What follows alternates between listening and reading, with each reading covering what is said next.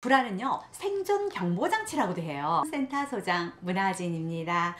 네, 저희를 찾아온 아이들은요, 불안도가 높은 친구들이 많아요. 오늘 말씀드릴 초등학교 4학년 여자친구도 그런 친구였는데요. 불안도가 높아도 너무 높아서요, 자기 몸에 이렇게 자해까지 하는 그런 친구였어요.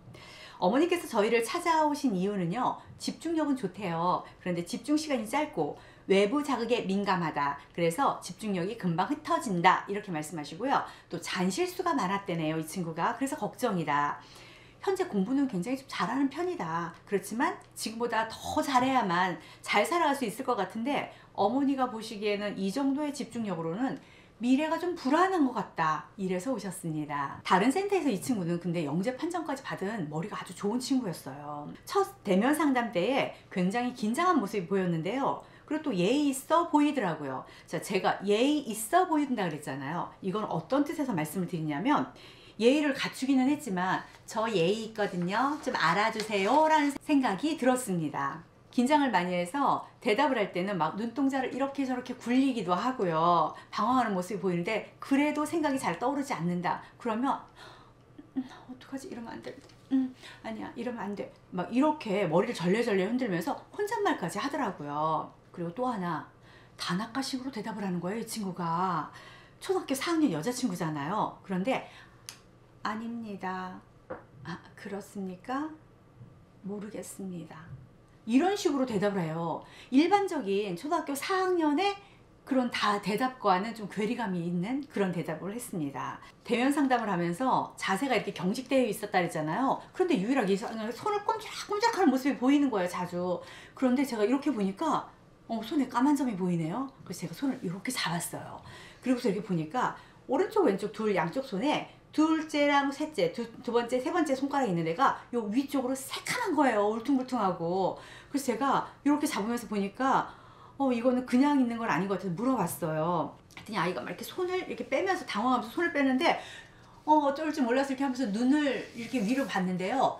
눈물을 떨어뜨리지 않으려고 막 노력을 하는 거예요. 그래도 눈물이 떨어지더라고요. 그래서 어떡해, 너무 많이 아팠겠다. 이거 선생님한테 왜 그런지 말해줄 수 있어? 이렇게 얘기를 했어요. 그랬더니 아이가 눈물을 흘리면서도 대답은 해줬어요. 제가 깨물어서 그랬어요. 저는 무섭거나 속상하면 이렇게 손을 깨무는 버릇이 있습니다. 이렇게 얘기를 하는 거예요. 그래서 엄마는 아셔? 네. 뭐라 그러셨어? 그러지 말라 그러셨어요. 그래도 자꾸만 물어뜯게 돼요. 이러는 거예요. 마음이 너무 아팠어요. 어떨 때 너 물어뜯게 되고 이런 행동을 하게 되니? 하고 물어봤어요. 그랬더니 예를 들어서 어제도 물어뜯었대요. 그런데 학교에서 발표를 했는데 자신이 만족할 정도로 발표를 못했다는 생각이 들었나 봐요.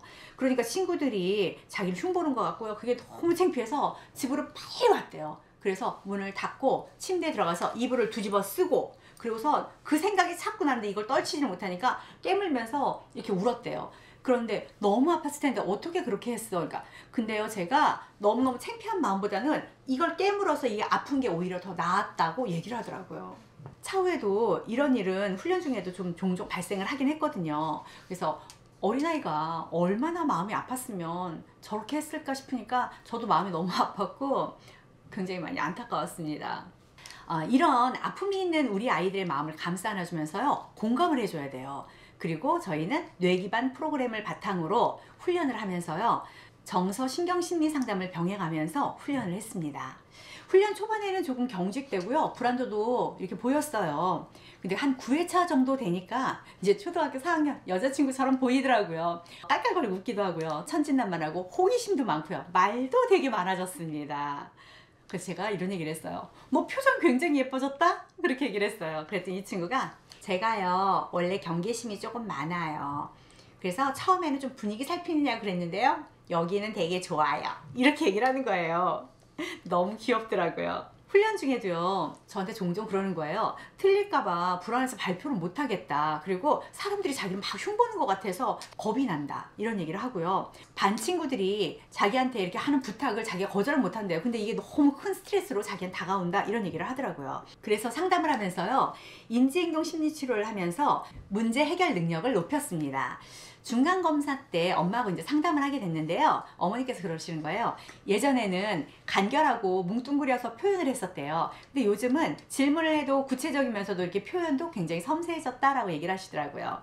그리고 이 친구는 또 다른 문제가 있었어요. 불안하고 이렇게 무서운 이유 중 하나가 또 뭐였냐면 귀신 웃음소리 같은 게 들린다는 거예요. 그리고 막 그릇 깨지는 소리 같은 거 이런 게 막 자주 들린대요. 그래서 그럴 때는 어떻게 했어? 그랬더니 그럴 때는 엄마한테 꼭 붙어 있었대요. 그러면 조금 안정이 됐다 이런 얘기를 하더라고요. 훈련을 하면서 소장님이랑 상담을 하면서 신기하게도 예전에는 굉장히 예민하고 짜증이 많은데 본인이 느끼기에도 예민하고 짜증나는 게 좀 많이 줄은 것 같다. 그리고 이제는 귀신 웃음소리랑 그릇 깨지는 소리 같은 게 이제 안 들린다 이런 얘기를 하더라고요. 손톱을 보니까요 윗부분이 약간 울퉁불퉁 흉터는 좀 남아 있었어도요 좀 깨끗하더라고요. 검은 게 없어졌어요. 불안 정말 나쁘기만 한 걸까요? 그렇지 않습니다. 적당한 불안은요 오히려 우리를 지켜줍니다. 불안은요 생존 경보장치라고도 해요. 그래서 다양한 경험을 통해서 학습을 하면서 앞으로 닥칠 상황을 올바로 유추할 수 있는 힘을 길러주기도 해요. 그런데 이 생존 경보장치가 적절하게 잘 가동되기 위해서는요 반드시 안정된 정서도 같이 해야 한다는 거예요. 이 친구는 타고난 좋은 두뇌를 불안과 긴장으로 강박에 가까운 모습을 갖추게 됨으로써 두뇌가 제 역량을 발휘하지 못해서 원하는 만큼 성과가 안 나오니까 행복하지 않았던 거예요. 여기에 또 하나 엄마의 똑소리 나는 너무 높고 엄한 기준도 작용을 했고요. 상대적으로 아이는 굉장히 두려움이 많은 아이라 했잖아요. 그러다 보니까 어렵고 두렵게 여기는 마음을 갖게 됨으로써 아이가 나 자신을 신뢰하는 마음보다 타인의 눈길이나 평가가 너무 크게 작용을 한 거예요. 자신감을 떨어뜨리는 상황이 되었습니다. 두려움이나 불안 그 자체는요 사실 매우 긍정적인 신호예요. 그런데 문제는요 이 불안이라는 것은 적당히 작용해야 한다는 거예요. 너무 과하게 작용하거나 민감하게 작용하면 문제가 생긴다는 거죠. 걱정이 과하면 불안이 되고요. 불안이 과하면 강박이 되고요. 강박은 더 나아가 망상장애까지 가져올 수 있기 때문에 아주 무서울 수 있습니다. 이 불안은요 감정의 문제지 이성의 문제가 아니라는 거예요. 논리의 문제가 아니에요. 다시 말해서 이성적으로 생각하고 판단하고 고쳐서 없어질 게 아니라는 거예요. 그래서 불안증을 갖고 있거나 강박을 갖고 있는 아이한테는요 이성적인 사고를 요구하면 안 됩니다. 웬만하면 그대로 좀 인정을 해주세요. 그래서 이 아이가 어떻게 됐냐고요? 일단 어머니께서 많이 변하셨어요. 제 모토가 엄마가 행복해야 아이가 행복하다거든요. 일단 엄마가 변하셨습니다. 아이를 바라보며 이해하는 방식이 먼저 변했고요. 세상과 타인의 시선을 먼저 신경 쓰기보다는 아이의 상황이나 감정을 고려해서 이해하고 받아들이면서 아이를 감싸 안는 자세로 변했습니다. 아이의 감정과 상태를 있는 그대로 일단 받아들이고요. 현재의 상황을 바탕으로 문제를 해결해 나가는 방법이나 방향을 제시해 주는 분이 되셔가지고요. 일단 아이의 부담이 확 줄었습니다. 우리 아이는 워낙 머리가 좋아서요. 감정 조절이나 표현하는 것, 이에 대응하는 방식을 훈련하면서 긴장도와 강박을 다스리다 보니까 집중력이 훨씬 더 좋아졌고요. 집중 유지력도 좋아졌습니다. 그래서 아이가 마음이 편안해져서요. 공부를 하는 대로 성적이 쑥쑥 올라가면서 나오더라는 거예요. 일단 아이는 상황 이해력이 좋다 보니까 배운 대로 감정을 조절하며 받아들일 거는 받아들이고 필터링 할 건 필터링 하면서 자기 만족도가 아주 높아졌습니다. 학습과 생활에 큰 걸림돌이었던 그런 두려움이나 불안, 긴장도가 일단 낮아지면서요. 웃는 일이 많아졌어요. 그러면서 자신을 사랑하면서 타인한테도 굉장히 너그러운 그런 친구가 되었습니다. 사람이 행복한 삶을 살아가기 위해서는요. 안정된 정서를 바탕으로 다양한 학습을 하면서 경험을 하고 배우고 익히면서 사회성도 기르고 살아가면서 닥치는 크고 작은 문제를 해결해 나감으로써 자아실현을 하고 행복감 이런 걸 느끼게 되는 거거든요.